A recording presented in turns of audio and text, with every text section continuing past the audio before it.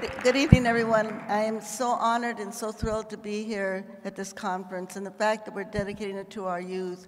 And I just want to tell you a story. And I spoke to the parents of Matthew Shepard for permission to share the story with you. Because what we are doing, basically, we have one enemy, and that enemy is ignorance. That enemy is ignorance, right? Whether we're talking about LGBT rights or we're talking about women's right to choose, these are the enemies that we have, unfortunately. And with my organization, the Dolores Huerta Foundation, in addition to doing community organizing, we try to raise consciousness. And one of the stories that I use when I speak, I tell the story about Matthew Shepard. And many of you may have never heard this story, but when Matthew, who's our martyr, was killed, the people that killed him, the young men who killed him, went out into the city there to see if they could find a Mexican to kill.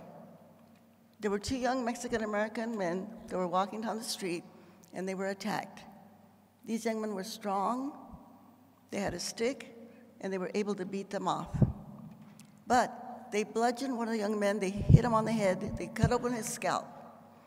But the fact that they did this, when they were looking for the people who murdered Matthew, they were able to use that evidence because the same gun that they bludgeoned Matthew with, they bludgeoned this young Mexican-American. The Mexican-American lived, they fought back. And the reason I say this is because in our struggle, as many of you know, we're struggling for immigrants' rights, for immigrants to have the right to choose. And I use this story because in our Latino community, unfortunately, we have a lot of homophobia, as you all know. But using this story to make people understand that these are our joint enemies.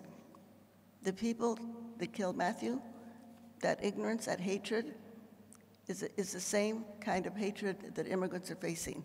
And I share that story with you because basically what we know, with all of the progress that we're making in terms of our LGBTQ movement, we know that we're close to the tipping point, but we still have a long way to go. And we've got to come together to make this happen. We've got to bring our movements together, the women's movement, the LGBTQ movement, the immigrant rights movement, the workers' movement, because this is the way that we can really win. And so this is the message I want to bring to all of you today, and I'm so honored to have been invited. I also just want to share with you, with my foundation, we are taking this to our community. If you see, it's a rainbow with equality on it, right? And we have some of these at our table back there, if any of you are interested in purchasing one of these to help us.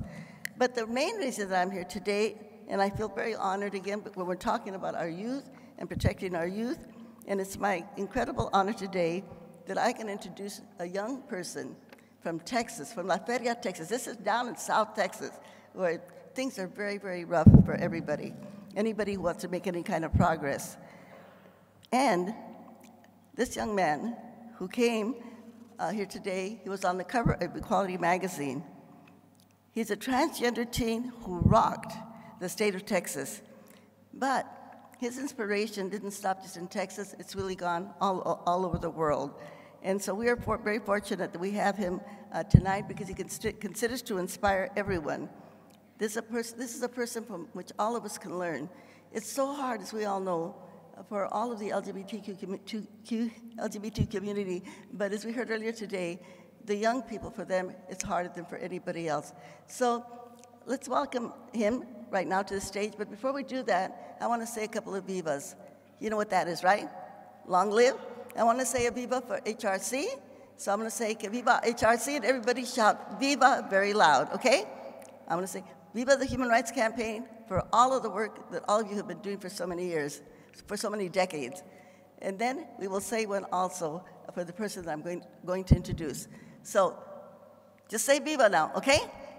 Viva the Human Rights Campaign. Viva! All right, that's very good. And now let's say another one for this courageous young man from the South Valley of Texas. Let's welcome Jaden Loreto, also with a viva. Que viva Jaden Loreto.